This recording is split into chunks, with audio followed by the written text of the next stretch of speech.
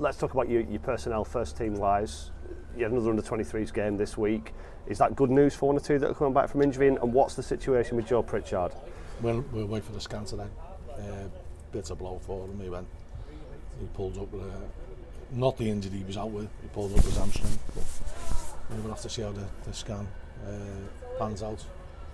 And that was really a bit of blow for us during the week. But you know, Joe Hardy come through 50 minutes. And some of the other lads got a chance to get some game time and play some good football. When, in your experience, a player's been suffering with injuries, can one lead to another? If you're trying to recover from one injury, does it make you more susceptible to others, or is it just rotten bad luck? Sometimes it's just bad luck. You know, people start looking at the person, and it's not the person. You know, no one goes out to be injured, do they? You know, don't go out to injure yourself. I think you might have a situation where you're trying to protect one area, or you've over trained one area and you've neglected another area. But sometimes it is just bad luck, and you know, Joe's proved in the past that he's played a good draft of games, and so he's capable of being fit and being a really important member of our squad. As far as first team matters are concerned, we talked about the week that you had last week, and I think you said the men in white coats would have carted you away a few years ago if you'd said you were disappointed at 4 points from Charlton and Portsmouth.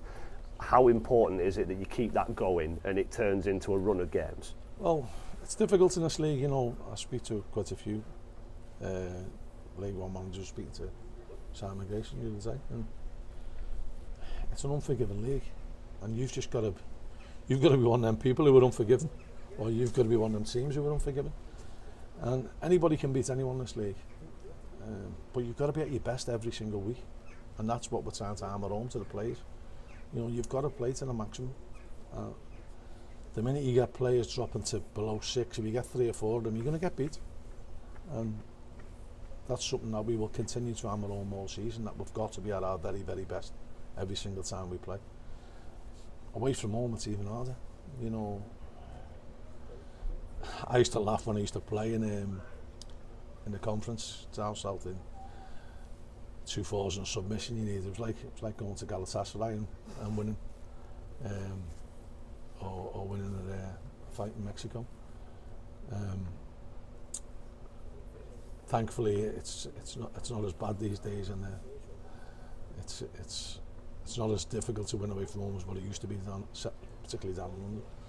But everywhere you play away from home, you've got to raise your game even more, because they've got the added bonus of their fans cheering them on and probably getting a few more percent out of them. So, you know, it was great that we got an away win against Charlton.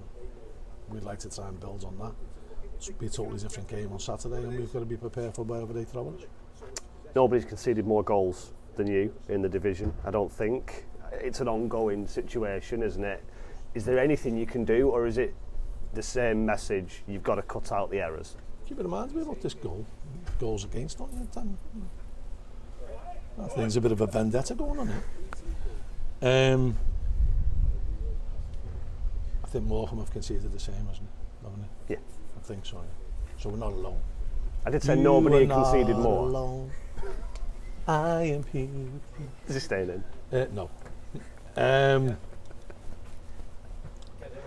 Listen, I know we've defended well this season, but we haven't defended well consistently this season, and nearly every game we've had a blip, and we're getting punished on blips. And you know, the higher standard you play, better players will punish you. We've got to eliminate them lapses of concentration. And you know, the players know that it's a lot of individual errors. It's not a team shape thing. It's not an organisation thing. It's not anything that we're doing differently. It's just basically players are making mistakes and getting punished for them. And if we can sort that out, we've got a chance of winning games. Or more games than what we have. On the flip side, you're scoring goals and you're posing threat. Ostensibly, you look at the lineup and there's one recognised striker, and yet you're providing lots of threat in the final third and scoring a lot of goals. Is that pleasing? You using the word ostensibly is more pleasing than anything else, to be honest. would normally just press my phone there and put look up. Well, thankfully I know what ostensibly mean.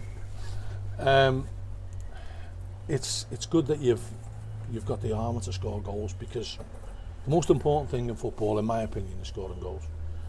You can keep clean sheets, but if you can't score goals, it becomes very difficult to keep clean sheets, because players get a little bit anxious, players get a little bit, oh, we're missing chances, we're not scoring, and then they get a little bit nervous about conceding, and then end up probably do concede. And I always find when you can't score, it's very difficult to get even 0-0s. So you've got to start scoring goals to win football matches, and then it's a big plus if you can tighten up your defence, because generally then the teams who have the best defence go on to win leagues, and the teams near the top don't concede as many goals. So that you've got to score your goals first on.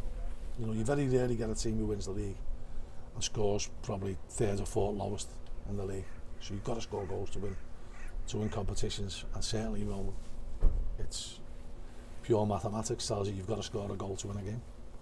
We'll avoid all the Steve Evans cliches. Gillingham, form-wise, are similar to yourselves in the last few games. They've not won as many games over the piece. They've drawn a lot. I guess drawing games can be a good thing and can be a bad thing.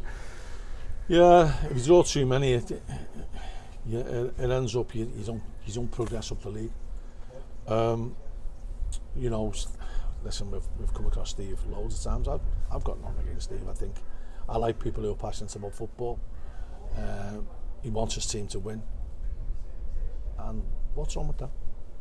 You know, people go overboard sometimes. I like people who want to win. I like winners. I like people who are vociferous. And the world would be a dull place if everyone was just the same, wouldn't it? So, and we know it's going to be a really tough game. And every time we play against any team Steve Evans has, you're in for a tough game. But I would like to think that he would think the same about myself and Jimmy's teams, and John's. So I'd like to think, you know, there's a bit of mutual respect there.